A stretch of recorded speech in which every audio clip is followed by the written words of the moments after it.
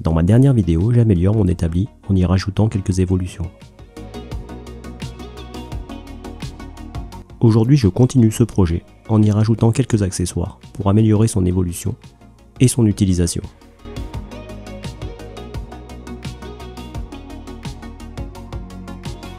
Pour ce faire, je dessine des éléments 3D grâce au logiciel Fusion 360.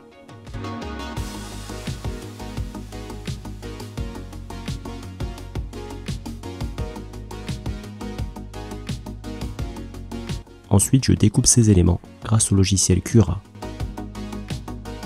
qui va permettre au fichier d'être lu ensuite par l'imprimante 3D.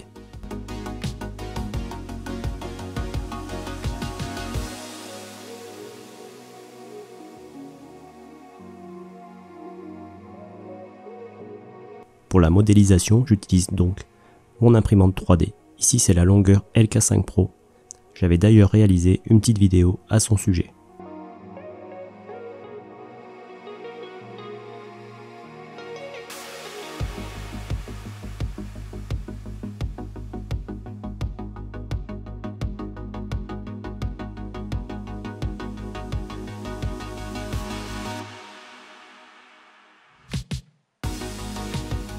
Le premier élément que je réalise est vraiment très simple.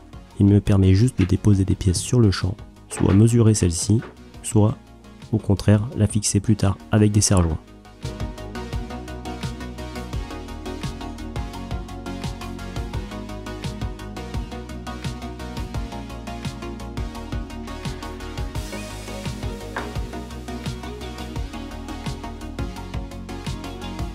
Le deuxième élément que je réalise est quant à lui en 3 parties.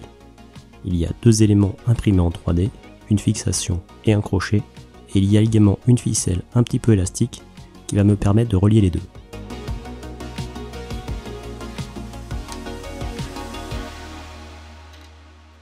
Cet élément va me permettre quant à lui de maintenir la pièce fixe et d'éviter que celle-ci tombe.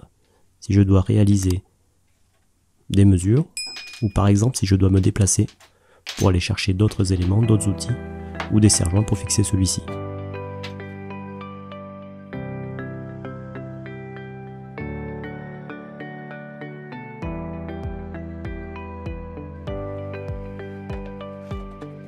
Le troisième élément est plutôt dans l'esprit d'une poignée, qui va me permettre de poser le panneau et ensuite de le maintenir appuyé grâce au petit levier que je n'ai plus qu'à actionner soit dans un sens soit dans l'autre.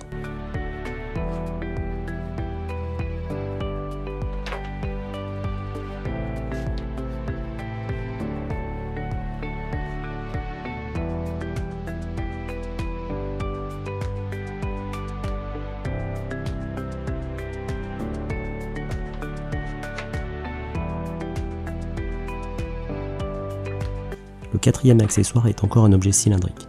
Cependant, j'ai décidé de désaxer le centre, ce qui va permettre de façon rotative, un peu dans l'esprit d'un ancien cadran téléphonique, d'ajuster la pièce selon une certaine hauteur. Cela va me permettre de régler pour être vraiment à fleur de mon établi, et ainsi peut-être m'aider pour des traçages ou des assemblages plus précis. Bien sûr, pour tous ces éléments que j'ai réalisés, une fixation ensuite avec un serre-joint est préconisée pour tenir l'ensemble et pouvoir travailler de façon plus efficace.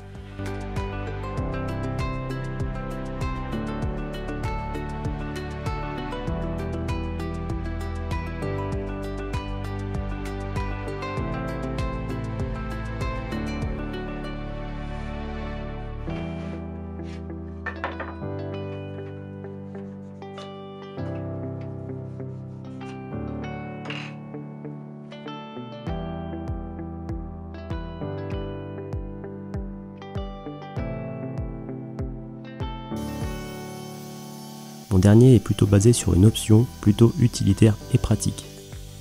Je me rends compte que du coup je peux décliner cette idée à l'infini, ce qui est vraiment intéressant. Pour celui-ci, j'utilise du CP filmé de 15 mm d'épaisseur. Petite parenthèse sur la lame utilisée sur ma scie table Bosch, car c'est une question que l'on me pose souvent et j'utilise énormément de lames différentes, de bonnes ou de moyennes ou même de très mauvaise qualité. Et du coup je me suis fait un petit plaisir grâce à la promotion qu'il y avait sur le site Outils des Pros. Et j'ai commandé une lame de la marque Freud. Je vous mettrai le lien en description, là c'est une 40 dents. Et ce modèle est vraiment très efficace, même avec des panneaux un peu variés.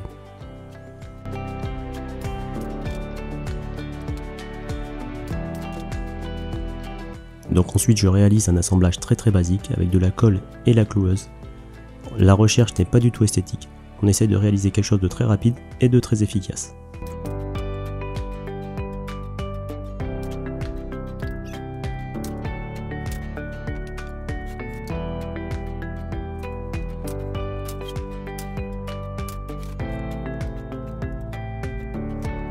Je crée un petit rebord pour maintenir les pièces qui seront à l'intérieur. Ensuite, je n'ai plus qu'à fixer cette pièce grâce au trou de 20 mm et cela me permet d'avoir un petit accessoire supplémentaire à mon établi, un peu sur le principe du vide-poche qui me permet de poser les petites pièces et éviter que celles-ci me gênent sur l'établi ou ne tombent même à travers les trous du plateau MFT. C'est plutôt franchement pratique et depuis que je l'ai réalisé, je n'arrête pas de l'utiliser.